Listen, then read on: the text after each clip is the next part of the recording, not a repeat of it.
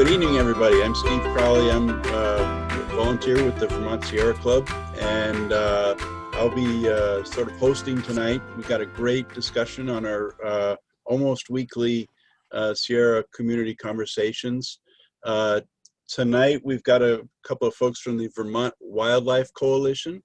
We have Walter Medwid and Jim White, and they're going to be sharing their thoughts for probably 20 minutes, half hour or so, and then we'll shift to open conversation. And if you have questions as we go, please don't hesitate to enter them in the chat box, and we'll keep track of those. And if our guests see them and want to respond right away, they may do that, but we'll have plenty of time after that first part of our session tonight. So with that, Jim, Walter, welcome. Yeah, thank you. Hello, everybody. Thanks for the chance to make a little presentation here tonight. Walter and I and another person both originated the Vermont Wildlife Coalition about five and a half years ago. Walter and I are currently not on the board of directors. We're just advisory board members at this point. Apart from that, I would just add that I've always had an affinity for animals. I grew up on a hilltop farm in New Hampshire on the coast and was surrounded by animals, domestic and wild. Right now, apart from the coalition, I'm a couple of years into involvement with the Shelburne Town Committee that's creating a comprehensive wildlife policy for the town. It's a policy that will prioritize non-lethal solutions and the practice of coexistence in our dealing with wildlife. So I'm pretty excited about that. As far as I know, we're the only town in the state working on that, and there actually aren't too many towns across the country who have a policy of that sort. So tonight, I'm going to spend a few minutes laying some foundation for Walter's follow-up discussion. And I'm going to highlight two crises that are hitting Vermont wildlife. One is the direct threat to species survival. I'm sure you're all familiar with the international mass extinction event that's going on right now. Nationally, in 2018, there was a report by the National Wildlife Federation, the American Fisheries Society, and the Wildlife Society that predicted that as many as 1/3 of America's wild species were at increased risk of extinction. In 2015, the Department of Fish and Wildlife's Wildlife Action Plan concluded that a significant number of wildlife species in Vermont need help because of such threats as habitat loss, invasive species, diseases, and climate change. Vermont now officially has about 1,000 species of greatest conservation need, as reported in the action plan. A word about the action plan. I don't know if everyone is familiar with it, but I highly recommend that you take a look at it. It's the department's blueprint for protecting wild species in Vermont. It's a massive online document, and it's really well done. It's also the main voice of scientists within the department, so it's fascinating to read their perspective. And it gives a somewhat different perspective from, for example, the department's website. So we have this species crisis going on, and the Wildlife Action Plan goes into detail about the causes of the crisis. From the list I already mentioned: climate change, habitat loss, fragmentation, transportation system impacts, pollution, invasive species, and disease. I'm sure none of that is a surprise to you. So we have a species crisis. We also have a funding crisis at the department. Back in 2007, the Vermont Wildlife Partnership, which consisted of 48 Vermont businesses and organizations, including hunting organizations and including the Sierra Club, basically issued a report that broadcast from the rooftops the fact that the department had a funding crisis. That was in 2007. Little has changed. In 2016, the Association of Fish and Wildlife Agencies, the national industry voice for all state wildlife organizations, issued a major report stating the 20th century model of funding was never designed to meet the 21st century demands of fish and wildlife conservation. Unlike the conservation finance system that was created for game and sport fish, there is no comparable funding mechanism to manage the majority of fish and wildlife under state stewardship. So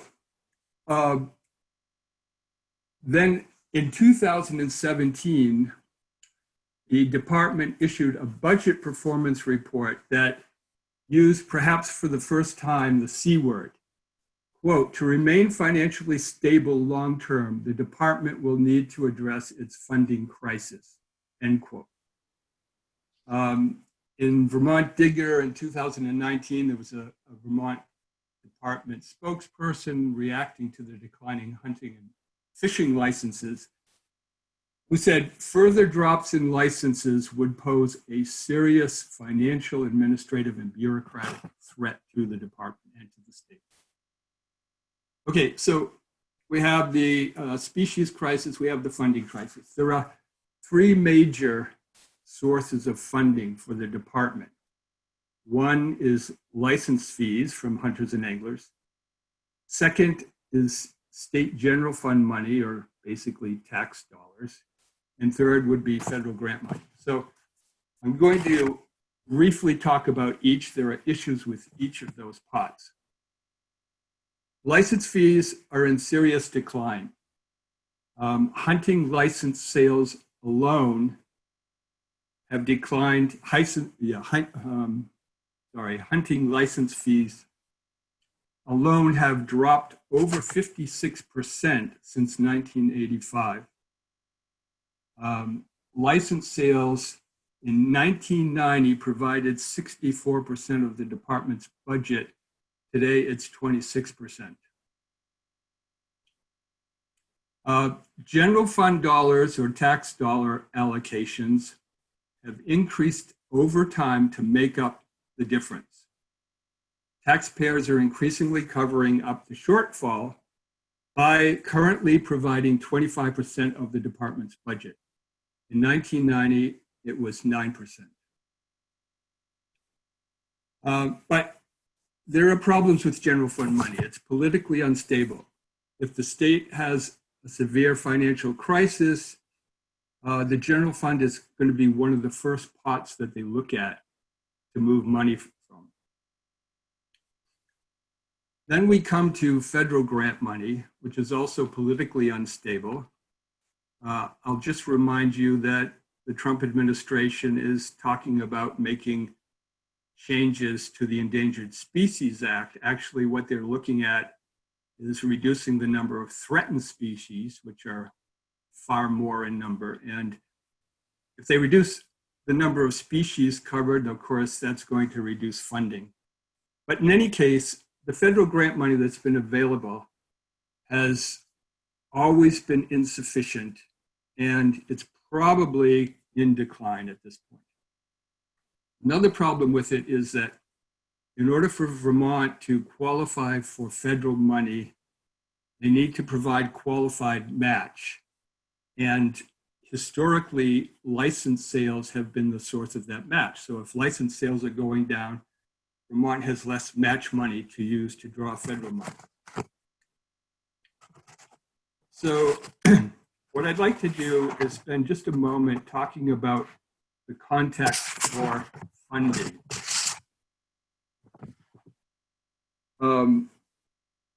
The first point I want to make is that the Vermont Department's services and costs of services have grown significantly over the decades. I'll give you an obvious example. Groups like wildlife watchers are demanding more of their fair share of department attention and support. And there are many more examples I could draw from, but I want to underline one in particular, and that is the need for the department to ramp up their response to the species crisis. One example of how they would do that is by increasing monitoring and research capability. Again, the Wildlife Action Plan. Monitoring is clearly the linchpin in the adaptive management process. The action plan describes it as the weakest link and states, and I quote, "With the funding and resources available, monitoring all species in need and their habitat and threats is simply not possible." This brings us to what I think is a key conclusion, at least for us, and that is that the funding crisis needs to be addressed if we are going to try to tackle the species crisis. In other words, the department needs more money.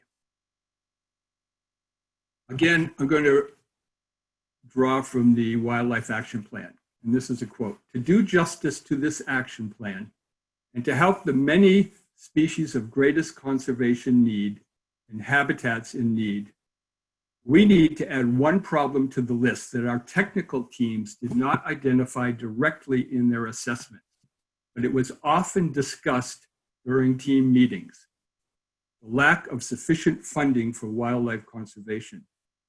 Without sufficient funding, we will not be able to implement many of the conservation strategies identified in this report." This is scientific staff from the Vermont Department of Fish and Wildlife. So another key point here that I want to make. The threats to wildlife are overpoweringly applying to non-game species. Of Vermont's roughly 21,000 species, about 99.9% of them are non-game. Only a very tiny percentage of the total species are game. The issue is that the department allocates somewhere approaching half of its revenues to the management of game.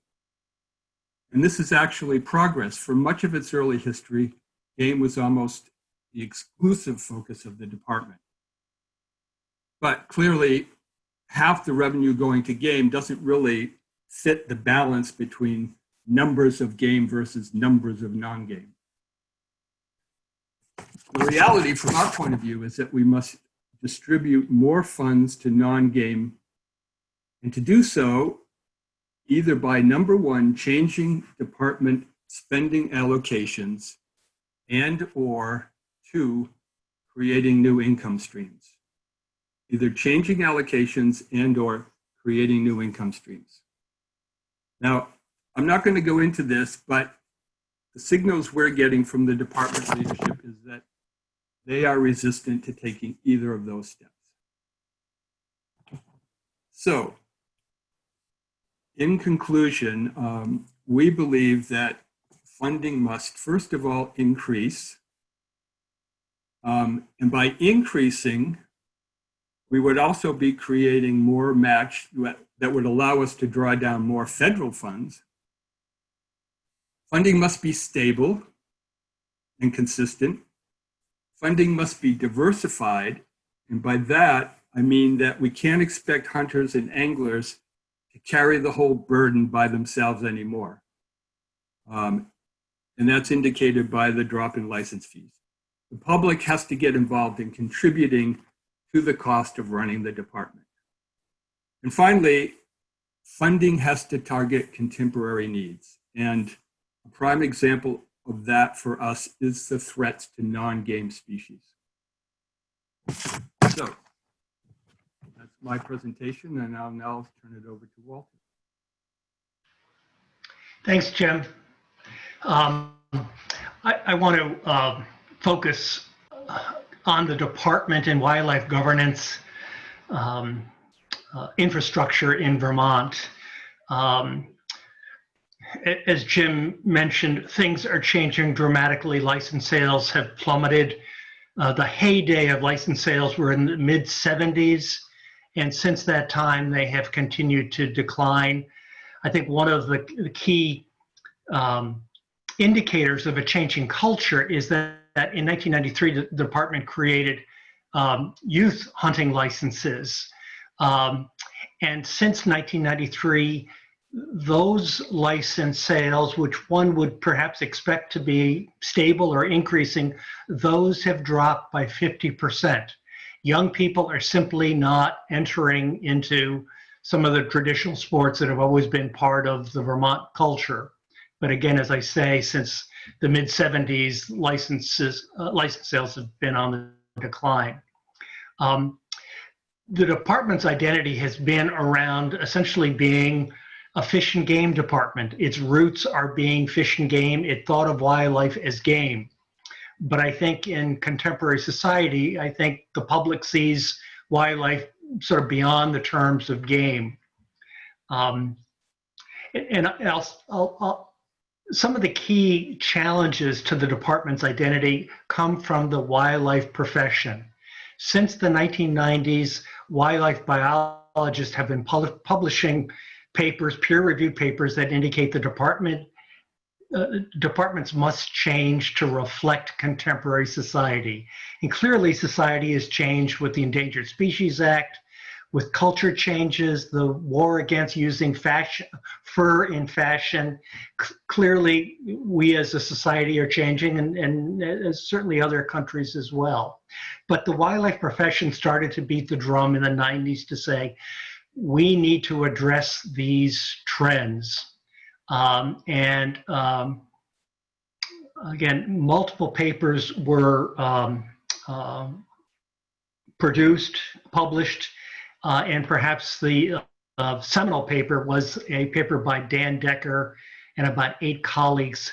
And that paper was titled The Governance Principles for Wildlife Conservation in the 21st Century. It's readily available online, and it really tries to take all of the papers that have been done previously and come up with guidance for state departments to adhere to be more connected to the current socio-ecological environment that we're in today. The stir amongst wildlife professionals caught the attention of the Association of Fish and Wildlife Agencies. That's the voice for state fish and wildlife agencies across the nation. They were so concerned about what they were hearing from the wildlife professionals, they convened a blue ribbon panel of a diverse audience to say, what's going on here? What do we need to do? And they published a report, a short report, 16 pages with 2 recommendations. One had to do with funding to address the crisis that Jim has talked about. But the other recommendation that they came up with was to say that state agencies needed to transform their cultures, their operations, and their structures to address contemporary society. And the failure to address those challenges would result in diminished political support, which would mean greater threats to the wildlife. So again, number one, we have the wildlife profession saying, we've got a problem here, we need to address it. Number two, the industry voice for state wildlife agencies are saying state agencies must transform in order to meet contemporary challenges. This is not 1950 anymore. A third voice comes from the actual employees of the department.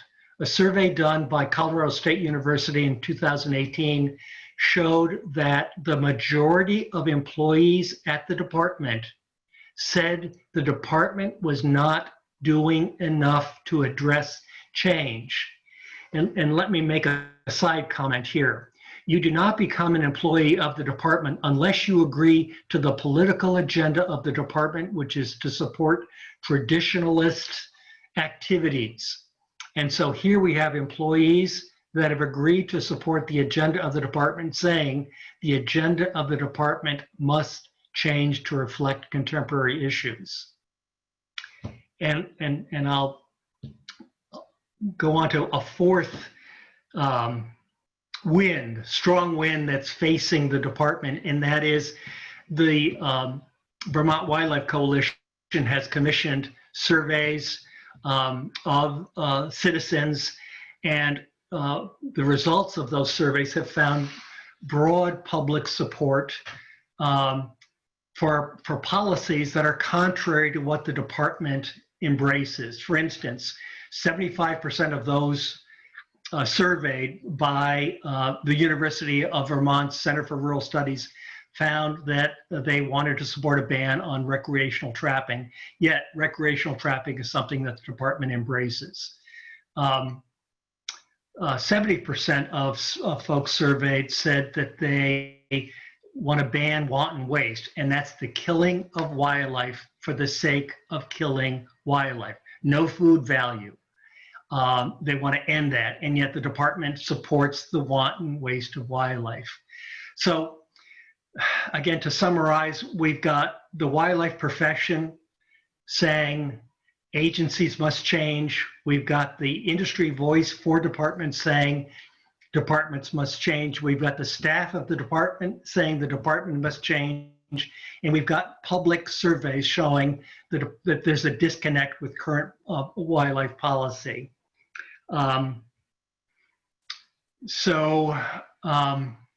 I think I'll stop there, and perhaps the conversation will open up other lines. But I think wildlife governance in Vermont is facing fiscal challenges. It's facing a wildlife crisis, and also the department and wildlife governance in general is facing an identity crisis. We can't solve one without solving all three. In the last session before COVID hit, there were two bills, House 581 that was going to look at funding, examine the funding for the department and look at fixes. And also 582 was going to be looking at the fact that the culture of the department versus the needs of contemporary society there's a disconnect. And both of those bills languished because COVID essentially preempted them from getting much traction. Presumably those bills will be reintroduced in the new legislative session.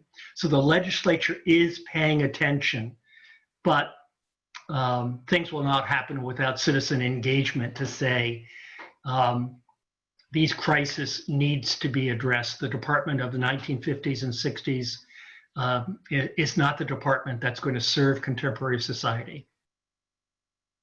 So thanks for hearing me out.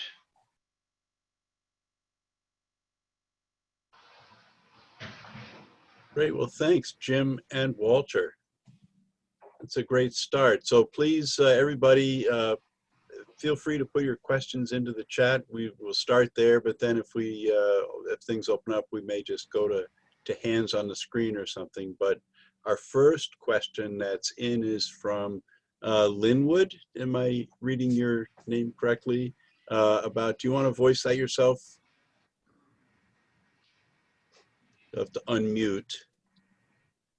There. Oh, yes. So I wondered what the threat to non-game species, what the threats were to them from game species. And the example that leaps to my mind immediately is the problem of deer overbrowse, which is completely destroying the forest understory and basically driving, I think, to some degree, certainly not the only thing, but helping to drive our insect and songbird population crashes. There's simply nothing for them left to eat. So I can start, and Jim, feel free to jump in. We have a deer problem. We have a deer management problem. I think I would say that any challenge to the identity of the department gets translated as people are against hunting. I'm here to say I am not, the coalition is not against hunting. We need to manage deer because without managing deer populations, we have negative ecological impacts on the environment, as you've already pointed out. So we need to have a deer population that is balanced with the ecological resources available. So we need hunting, we need hunters, we need to manage deer because they do have negative effects on other species. But the focus of the department cannot be exclusively on 1/10 of 1% of all of the species in Vermont. As Jim indicated, almost 1,000 species are facing their own threats. And so if 50% of the resources of the department are going to less than 1/10 of 1% of all species, we need to examine whether the species that truly under threat need more management from the department so that those species don't face threatened or endangered status. There's got to be a way of addressing all of those. Game species tend to be the biggest sucking sound within the department's budget, and that does not serve all of the species that are facing multiple threats from climate change, from exotics, from transportation infrastructure, et cetera, et cetera.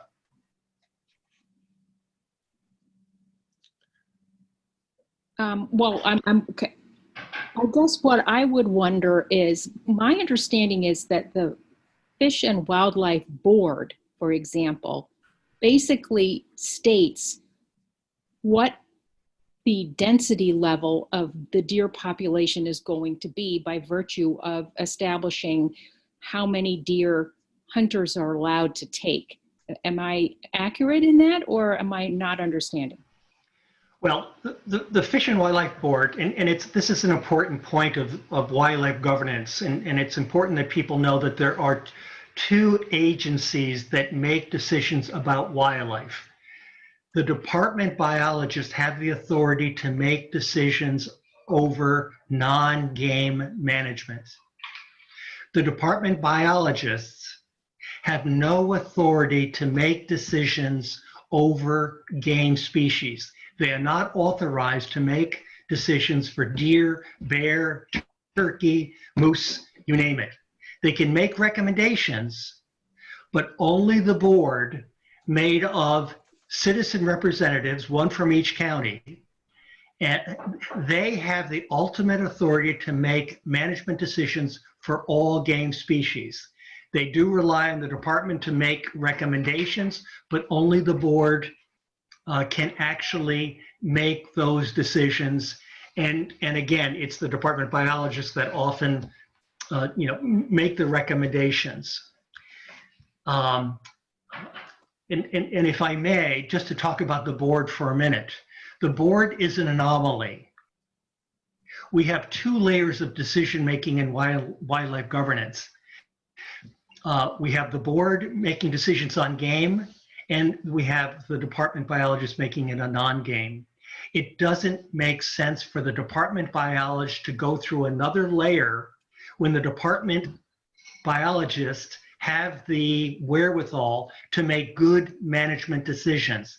This is the Department of Transportation doesn't have a citizens group that says this road should be fixed, this bridge needs to be fixed. So there's this duplicity, and it's a remnant of the fact that, and I'm sorry for going on here, but in the 1960s, Governor Snelling modernized much of Vermont's government to go from boards and commissions to professional staff, just like the Agency of Transportation. The board, the Fish and Wildlife Board, never got eliminated, even though there was a push to eliminate it and let the professionals at the department make the management decisions.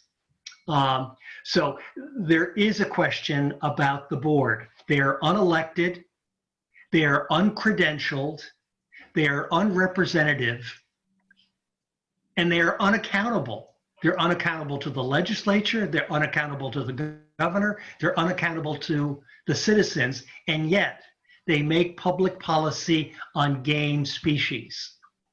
And so, again, that may be somewhat tangential to your question. No, I but think it's central to my question, because I perceive that they are a board exclusively of hunters. My understanding is they actively resist at and Lewis Porter supports them in this, in having any hunters, non-hunters on them. So no information about the sustainability of deer levels is ever a part of the conversation about how many deer are desirable or sustainable within any given part of Vermont. Hanover, New Hampshire has are you familiar with their deer program? I'm not. They have a new program where they've recognized that they have a terrible deer overbrowse problem. And they have arranged with the New Hampshire Fish and Wildlife to dramatically increase the numbers of hunters allowed and within Hanover. And also, I believe they can take more deer than typical in an effort to reduce the deer population in Hanover. And the Conservation Commission in Hanover is working actively with individual landowners to increase the numbers of properties where hunting is going to be allowed in order to achieve the goal of reducing the overall numbers of deer or the size of the deer herd in Hanover. And it would be wonderful if something, I mean, that seems to me to be a place where we could reach out to the hunting community, educate them about sustainable levels of deer, and why wouldn't they want to increase the amount of hunting allowed? And that is happening in Vermont. The number of kills that any hunter can make over the course of multiple seasons has increased. I think the current max is 4. Please take that with a grain of salt, but it's either 3. It may be as many as 4. So I think the recommendations from the department and what the board has passed has been trying to do, I think what you're saying is to try to keep the population in check so that the adverse impacts of an overpopulation don't affect other species and humans in adverse ways. Right. It seems to me that whatever the level they're allowing now, it's nowhere near what it needs to be in order to maintain a sustainable deer level. I mean, there are other threats to non-game species, and I don't want to, make this all about only deer. But it seems to me that that's one area where without, you don't have to really necessarily have a major increase in funding in order to achieve some benefit to non-game species by just dramatically increasing the number of deer that are allowed to be taken. To your point, the one thing that I would say is that we treat coyotes as vermin in the state of Vermont.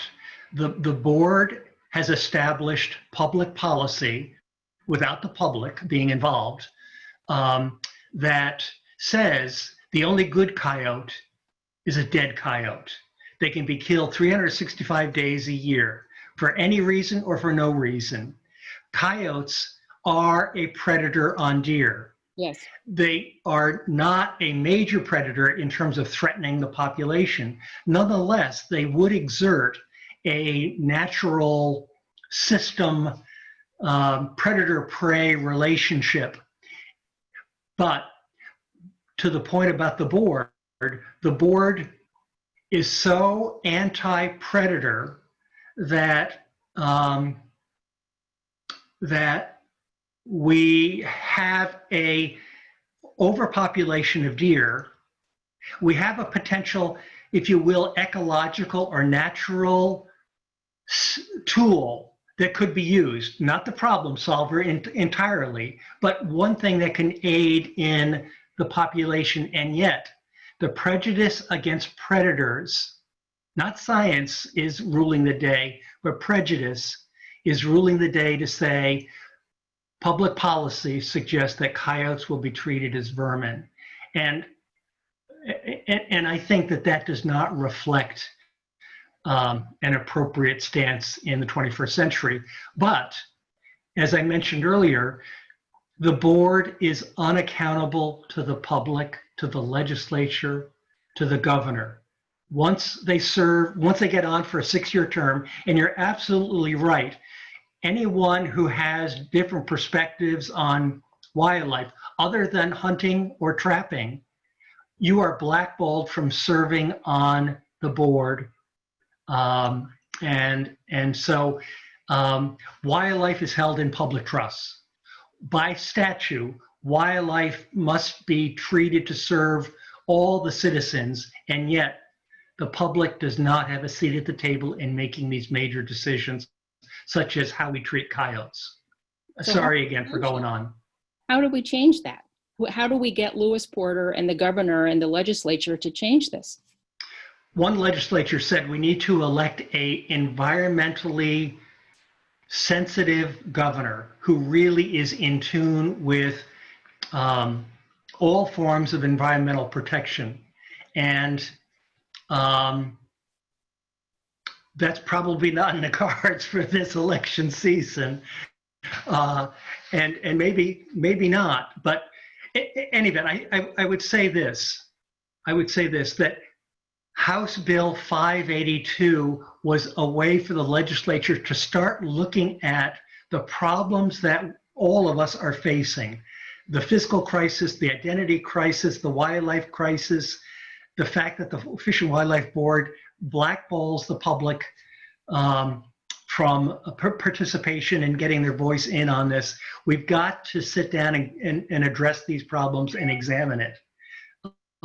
And so citizens need to be engaged. That's the thing that they need to do. And one of the things that citizens can do is to support the Vermont Wildlife Coalition, which is trying to change the very foundation of wildlife governance in Vermont and bring it into the 21st century. You have been having this discussion, and there have been a few questions that have come up. I think you've been addressing a lot of the questions as you go, and that specific question you just were addressing was about engagement. Jack put in a question. Do you want to?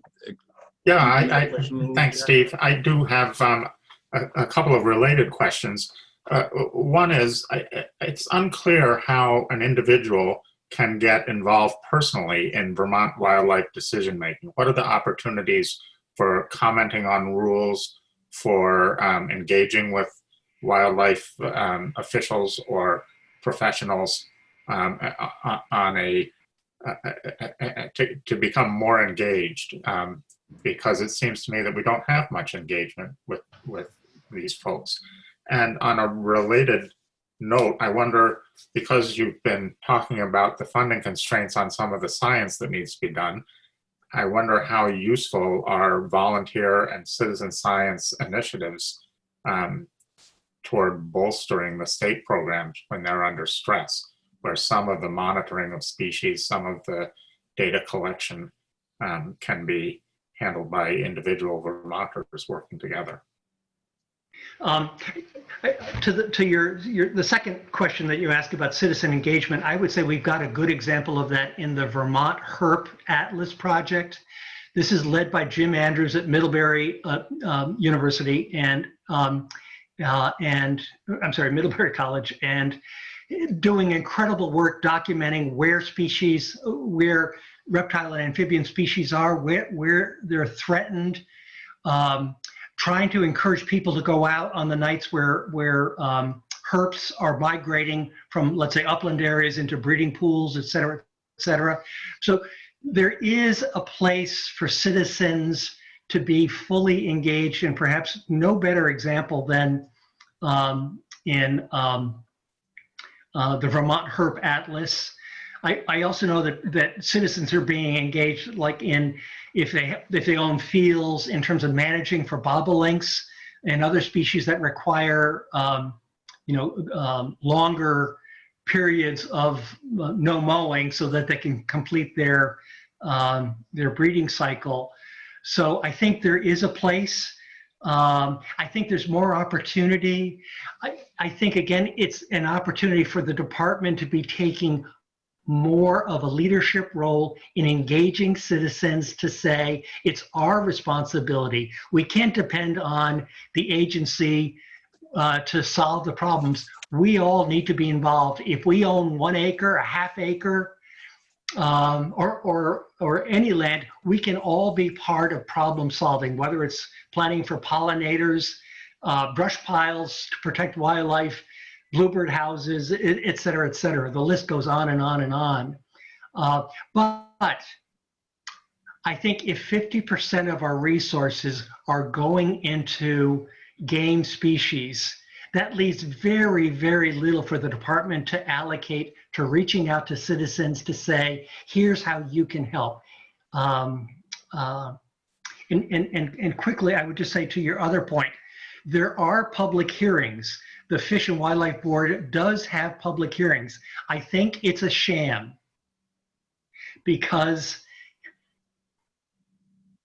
different voices that may be offering alternate solutions tend to be shut down at the board. Nonetheless, the board is required to have public hearings. And so citizens can comment, can show up, or used to be able to show up and offer commentary on particular game proposals, on moose, on deer, on turkey. And certainly the commissioner is the go-to person when it comes to non-game species. So I think there is involvement, but I think your point about citizen science, citizens' involvement, that largely is a missed opportunity because of lack of leadership from my standpoint. And can you quickly explain a little better how the board members are chosen and get on this board? Who's the ultimate authority on naming these people? Good question. Yeah, I just wanted to add a couple of points to the last question. First, I think that having citizen science involvement is great because the more the public gets involved, it gets educated, the better it's going to be, no question about it. But you can't read the Wildlife Action Plan and not appreciate the importance of hardcore professional department scientists and the work that they're doing. And you can't read that action plan and not come away with a sense of how hindered they are by the lack of funding. And ultimately, those hardcore scientists are the ones that are going to create the plan that the citizen scientists follow. So we've really got to approach it from both directions, I think. And Jack, to your, I'm sorry, Jim. The other, in terms of citizen involvement, as Walter said, the obvious place would be the board, but that's a no-go a lot of the time. So, the Vermont Wildlife Coalition has been focusing on the legislature because there actually are many legislators who are tuned into the issue. They want to hear from constituents. And until they hear from enough constituents, they're, as legislatures are apt to do, they're not going to take action. They want to feel like they've got the people behind them. So if you can't talk to the board, if you can't talk to department management, talk to legislators because that's where it is. And Jack, to your question about the board, the department is involved in identifying and cultivating individuals from the various counties just because the department has tentacles that go out to the county through the game wardens and staff in various locations around the state to identify potential candidates and to cultivate those. And those that pass muster, those names are passed on to the governor, and the governor appoints those individuals for a 6-year term. the irony in all of this is that the department is keenly involved in choosing board members who will be voting on issues that the department is bringing to the board for approval. So it's a very incestuous relationship in terms of the board getting to choose the people that will be voting on the proposals that the department is bringing to the board. It's a strange situation, but the governor has the opportunity to say, no, I'm going to break the mold. I'm going to add someone. But if only one person or two people or four people or five people who want to look at maybe a broader view of how we manage wildlife, it's still not going to pass muster if the majority of those seven, let's say 8 seats, are still controlled by hunters and trappers making public policy for all of us. At least they can get a word in as members of the board, though.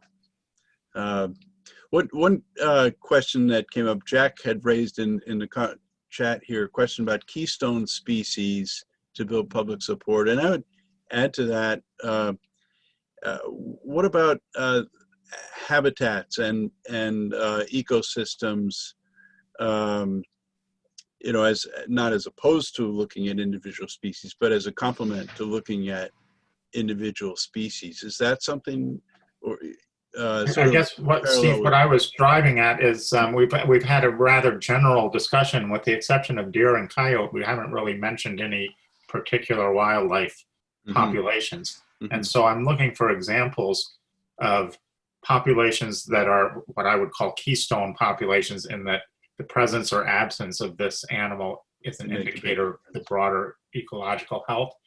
Charismatic species, in the sense that this is a species that's in trouble, but the publicity surrounding that species tends to generate public support. Not all species seem to pull at our heartstrings in the same way. Yeah. And finally, you know, some acute species. What are some wildlife species that are in immediate peril, where short-term action is required if they're not going to disappear? We've got a lot of bat species that are facing serious trouble. We've got numerous pollinators that are facing trouble. We have many bird species like whippoorwills, chimney swifts that are facing serious trouble. I would say, for the most part, those are under the radar screen. I think the Center for Eco Studies has really been focused. You know, they've raised the red flag about pollinators.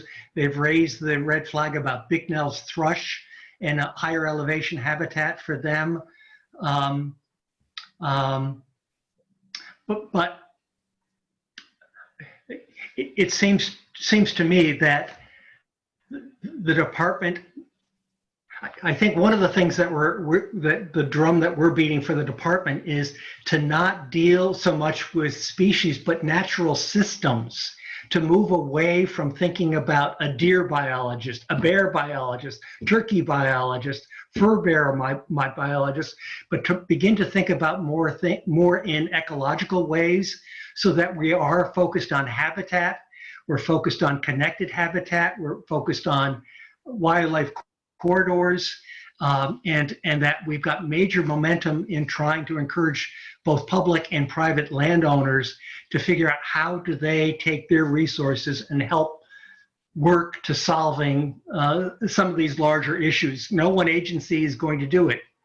I won't think of the author of the book, Doug Tallamy. I think it did come to me, but I think he's saying we as humans expect this agency to solve the problem. That agency, you know, needs to solve the problem, and if they can't, I'm just going to sit down and twiddle my thumbs. I think Doug Tallamy is saying each of us needs to play a role in helping protect the environment. You know, reducing lawns, pesticides, et cetera, et cetera. But we're not, I don't hear that. I don't hear that coming from the department. I don't hear it coming loudly from the Department of Environmental Conservation. I think we need to do more about, less about individual species and more about natural systems. And the department ought to be focused on protecting natural systems and getting away from species by species by species investments that gobble up huge amounts of money that don't leave money to deal with the non-game species. So I've been thrilled to see the work of Liz Thompson and others who put out the Woodland Wildlife book. I don't know if I got the title in the right order there, but that's fascinating to look at that and see how they've cataloged the different habitats, the different plant communities anyway. And I wonder if that's an example of the kind of habitat-oriented thinking that you're referencing there. Exactly. I think recognizing that there are multiple habitats and that each habitat supports a myriad forms of life that may be specialized to live only in that habitat. And so I think we're so used to thinking about bears and moose and I think if there could be a shift in our thinking to say they are only a product of good habitat, of a good environment. And so I think that book does paint the right picture. And it's certainly a good step forward, but we've got so much more to do in talking about habitat, threatened habitat, what individuals can do to support life. just reducing lawns can support pollinators in miraculous ways.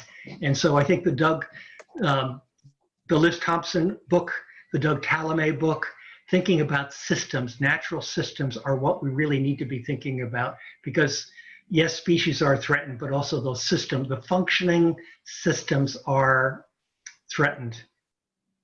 I see Rob has put the reference to that book, which the Fish and Wildlife Department has posted on its website in total. The whole book is right there. Great. I used to use that for when I was teaching regularly. I'd divide up the sections with my students and they'd explore. I just wanted to mention again the term coexistence,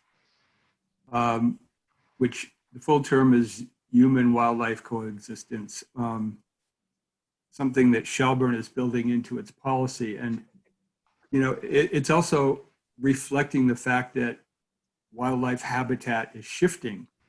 The simple reason that human intrusion into traditional habitat is happening at such a broad scale that it's impossible for humans and wildlife not to end up sharing more and more terrain. And so, one of the things that's resulting from that is changes in the way wild animals behave. Look at the coyote as a perfect example of adapting to human habitation and behavior. But it has a real interesting and complicated element to the whole picture of habitat and how we're going to relate to wildlife going forward and protect them. And part of it is, we've got to come to grips with the fact that we're going to encounter more wildlife in our daily lives, and we've got to develop a tolerance for them that we didn't have to develop when they were buried in the deep forest, doing what they naturally tend to do, which is to retreat. So I just wanted to make that point. Like, for example, the bear encounters that we hear more and more about. Exactly. Yeah.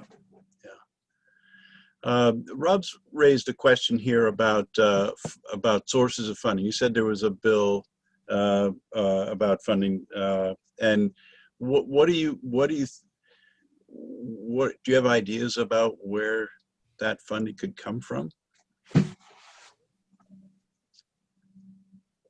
I know that for, That's a good question. When we drafted the funding bill last fall and submitted it, what we actually proposed was that a working group of legislators tackle where that money should come from, for the simple reason that drawing money from the state budget is very complex, and we didn't have the expertise, and probably it would take a bunch of legislators putting their heads together to come up with enough expertise to work through the corridors that would have to be penetrated to find out how to do that. But the department did a survey a while back of the public to see if they would be willing to entertain an increase in sales tax in order to create funds for the department. And they got a very positive response from the public. So, it may be as simple as increasing an existing tax of some sort. But, we haven't proposed any very specific ways to do it ourselves. well, we're almost to the end. I'd mentioned there were a couple of comments here about towns and planning.